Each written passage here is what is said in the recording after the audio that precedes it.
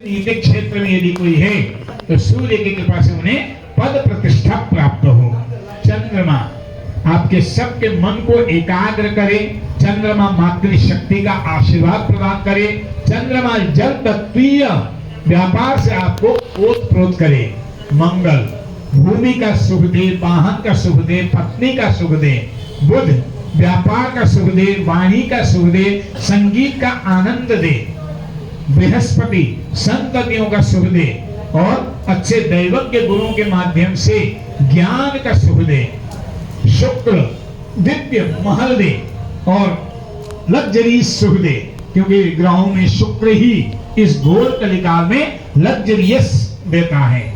तो जिनके जीवन में अभी तक लग्जरी सुख नहीं है, बहुत कमाते हैं शायद हंस रहे हैं, बहुत कमाते हैं लेकिन लग्जरी सुख नहीं है, तो याद रखें अपने जीवन में लग्जरी सुख पाने के लिए जरूरी है। आप बहुत कमाते हैं, नहीं पा रहे हैं, किसी काणे व्यक्ति को, काणा व्यक्ति समझते हैं ना, एक आंख से अंधा लेकिन जात से ब्राह्मण हो, ऐसा व्यक्ति को चाहे कहीं भी मिले ढूंढ के लाइए और ढूंढ के लाके अपने नगर में कुछ दिन के लिए उसको भाड़े में ही सही बिठा दीजिए और 21 दिन लगातार शाम के समय केसर डाल करके खीर बना करके उस ब्राह्मण व्यक्ति को खिलाइए, फिर देखिए जीवन का चमत्कार। पर ढूंढना पड़ेगा।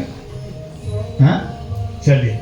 और शनि दुख और दारिद्र्य, उस दिन हमने एक भजन सुनाया था, जो भजन सुनाया था वो मेरे द्वारा खुद का लिखा हुआ था।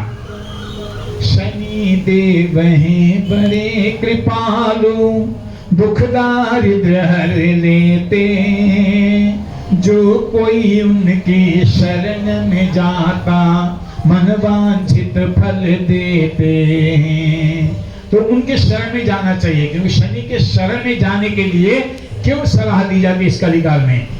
शनि को भगवान मृत्युंजय से जोड़ा गया है। शनि को शंकर भगवान का परम प्रिय, मतलब शनि के बराबर कोई प्रिय उनका भक्त है ही नहीं। तो शनि की उपासना से भगवान शंकर प्रसन्न होते हैं। और शक्तियों में माता काली शनि की अधिष्ठात्री देवी हैं, इसलिए शनि को संतुष्ट रखना है तो भगवान भोलेनाथ और माता काली का उपासना करते रहिए। शनि आपको कभी न साढ़े साथी में दिक्कत देगा, न कभी ठैया में दिक्कत देगा। बहुत सारे बच्चे इन दिनों मेरे पास आए, ऐसा लगा जैसे वही लोग ज्योतिष जानते हैं। मेरे से कहते हैं गुरुजी मेरा तो साढ़े साथी चल रहा है। मैंने कहा बेटा चल रहा है तो चलने दो, कोई बात नहीं, तुम धर्म मार्ग पर चलो। धर्म मार्ग पर चलने वालों को शनि कभी कुछ नहीं बिगाड़ते।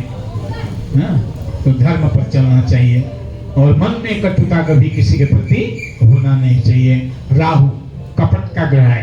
जब भी राहु अशुभ स्थिति में हमारे अंदर आता है, हमारे पास आता है, हमारी कुंडलियों के माध्यम से दशा में आता है, रास्ते चलते भी कोई ऐसा कपट वाला व्यक्ति मिलेगा जो आपको वश में कर लेगा, बातों में ऐसे उलझा देगा, आप उसके वश में हो जाएंगे और आपको कपट से वो जयराम जी की कर देगा। तो इसलिए राहु के पीरियड में सावधान भी रहना है। और केतु तो बड़ा अच्छा ग्रह है, ऐसे अध्यात्म का सुख अगर कोई देता है तो केतु ही देता है। तो चलिए, जो ग्रहों के बारे में अच्छाइयां बताई, वो सारी अच्छाइयां आप लोगों के जीवन में वृद्धि को प्राप्त हो। ओम गृह सूर्याय ओम सोम